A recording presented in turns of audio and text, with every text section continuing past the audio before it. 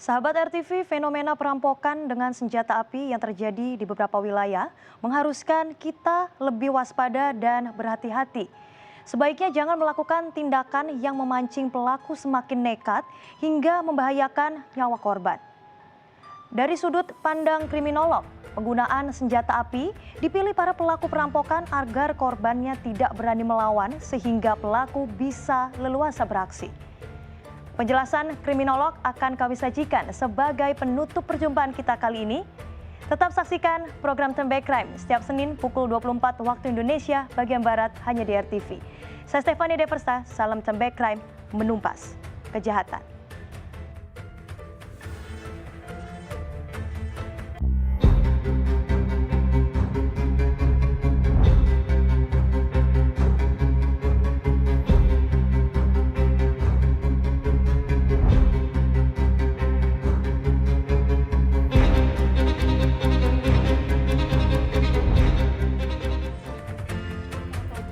Yang menggunakan senjata api belakangan ini kian marak terjadi.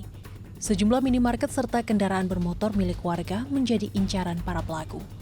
Seperti yang terjadi di sebuah minimarket di kawasan Mabes Hankam, Kecamatan Cipayung, Jakarta Timur. Tidak hanya ditodong senjata api, karyawan minimarket bahkan disiram bensin dan diancam akan dibakar pelaku. Akibatnya, karena korban terancam, pelaku pun leluasa mengambil uang dagangan jutaan rupiah di laci kasir. Tak hanya minimarket, sepeda motor milik warga juga menjadi incaran para pencuri bersenjata api, seperti terjadi di sebuah toko penjualan peralatan rokok elektrik di Jalan Raya Industri Cikarang, Cibarusah, Kabupaten Bekasi, Jawa Barat. Pelaku yang telah merusak kunci sepeda motor berniat membawa kabur motor curiannya, namun aksinya terpergok korban yang langsung berteriak meminta pertolongan. Panik karena ketahuan, pelaku membanting sepeda motor curian dan mengeluarkan senjata api yang dibawanya, lalu menembak korban. Beruntung, peluru yang meletus dari senjata api pelaku hanya mengenai tembok bangunan ruko. Menurut kriminolog Universitas Budi Luhur Rizky Nurhamrullah, aksi para pelaku memilih menggunakan senjata api untuk beraksi agar para korban tak berani melawan hingga pelaku bisa leluasa melancarkan aksinya. Kalau tidak menggunakan senjata kan ya, kita kan sama-sama gitu. Misalnya saya minta mau ambil barang kamu kan, tentu saja jangan. Tapi kalau misalnya sudah menggunakan senjata kan, nah itu levelnya sudah berbeda begitu.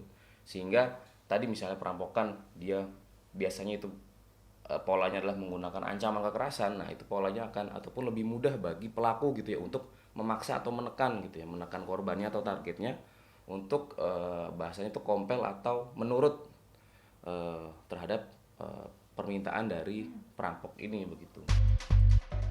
Rizky menilai regulasi kepemilikan dan penggunaan senjata api di Indonesia sudah cukup ketat.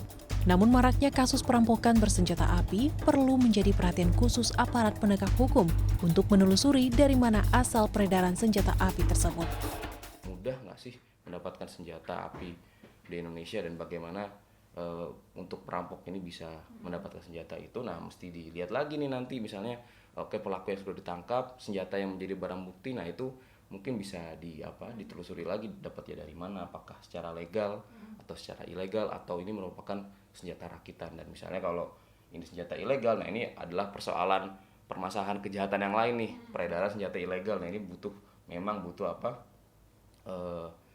ekstra usaha yang ekstra dari aparat penegak hukum terkait peredaran senjata ilegal. Dengan maraknya kasus perampokan bersenjata api belakangan ini, masyarakat pun diimbau untuk lebih berhati-hati dalam bertindak.